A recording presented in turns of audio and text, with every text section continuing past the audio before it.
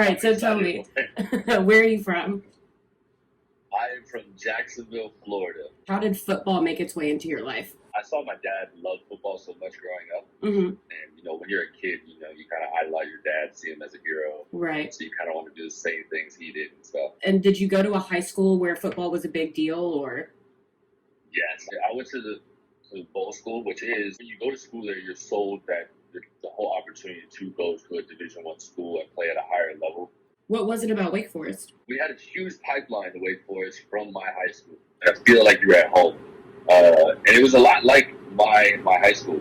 A very big prep style kind of school. So within those 2.5 years I was at Wake Forest, Mm-hmm. I ended up having about 5 to 6 different position coaches.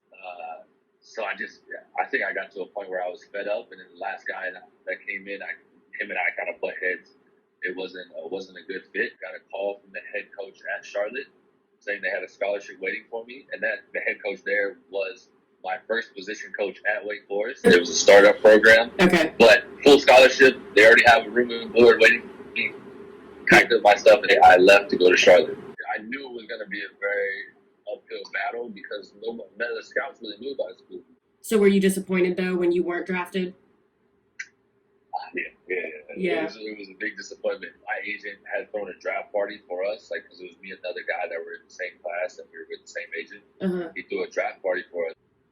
Yeah, it was a bit embarrassing, but at the same time, I think it happened for a reason. Right. Did you think, oh, I'm done with football?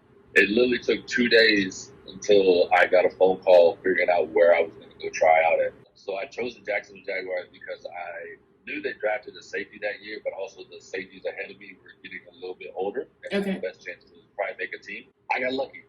I got put in a very good position. I was playing really well. So from there, the rookie minicamp ended. So they called out 5 names. My name happened to be one of them. Mm-hmm. And they all congratulated us and stuff. And I was like, wow, I actually made an NFL team and my hometown team. Yeah. And you were the first one from your school, right? Yes. First one from my school, first one from my family. It was a crazy experience, especially because I'm right there at home. Right. So then what ended up happening? Because you obviously never ended up playing with the Jags. Yep. Played 3 preseason games and let it get to my head. I didn't fully appreciate the opportunity I was given. Right. And I really don't have anyone to blame on it besides myself. It was just, wow, my opportunity is over. Yeah. So were you super down? Yeah, I was super, super down. Kind of hit a rough patch where in that period, my dad called me to come back home, working for his company. Then he ended up passing away. So from there, I kind of packed up all my stuff, had moved to Miami. Ooh, on my way to Miami, I got a call from the CFL team, the Calgary Stampeders. Mm-hmm. They're like, "Hey, did you see your contract?" I was like, "What are you guys talking about? I haven't received any contract." They were like, "Oh, maybe you should call your agent." So I called my agent, and he was like, "Let me check. The contract for the Calgary Stampeders have been sitting in a junk file." I went to minicamp with the Stampeders. Didn't make it past that. Thought for sure the opportunity was over that time. Yeah. Moved to Charlotte, started up a company with 3 of my friends, training athletes. Wasn't for me at the time. But then I got a call from a team in Europe here in Denmark to come and play. Okay. Then I got a call from the Montreal Alouettes. So I was like, Europe, CFL. Decided to go to CFL. Yeah. I was with the Stampeders for a little bit. Went up to camp with them. Got cut. As soon as I got back from camp there, I was like, all right, I'm just going to go to Europe. So within 2 weeks later, I flew to Europe, and then I started playing over here. Yeah. So how was your first season? First season was great. It was a lot of fun, just the experience of being overseas. It opened my eyes to what goes on in Europe because I got to travel. Is American football as big over in Europe as it is here in America? Or depends on the country you're in. Okay. For a lot of us Americans that are over here, our main goal is to continue to grow the game. Because now you see time and time again, every year there's more and more European kids that are funneling in, going to the States and playing big time college football. So we're continuously trying to change the game. I would say the biggest country for American football over here is Germany. Okay. They're one country that had NFL Europe.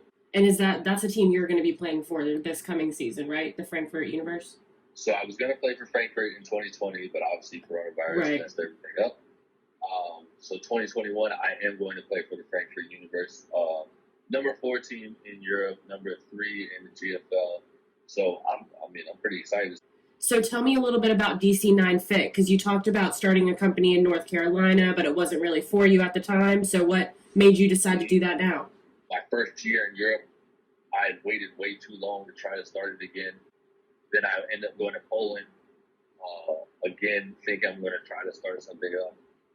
But then when I left Poland in 2018 and got back home, I had written in my notes that this was going to be my best off season yet, and this is going to be the last 6 months I was going to live in the States. So I actually started my company in May 2019. Okay. But didn't launch it until August. Reason being is because I didn't want to fall on my face like I did before and learn from what I did last time. I wanted to build up a client base of people that I had in order to, when I do start posting on social media and stuff, seem like I do have a lot of people. Yeah. And then, like, once I started, like, it was just like it blew up from the start. And so you'd say it's been pretty successful so far? I would say the only reason I am successful at what I do and I'm in this position is because the kids and their parents. Yeah. You know, they trusted in me.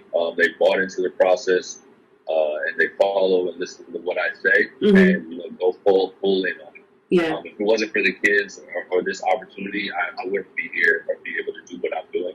Yeah. So all the credit for what I do goes to them. Fair enough. That's really sweet of you to say. Yeah.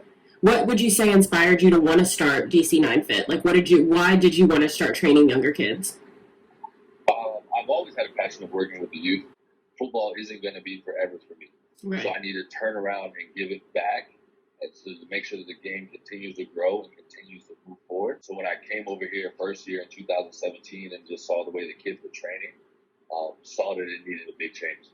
You know, like a lot of these guys were just watching YouTube videos. A lot of these guys were watching bodybuilders. Wow. A lot of these guys were still doing, crazy amount of lifts like during the season, hurting their body, even though they only over here train twice a week.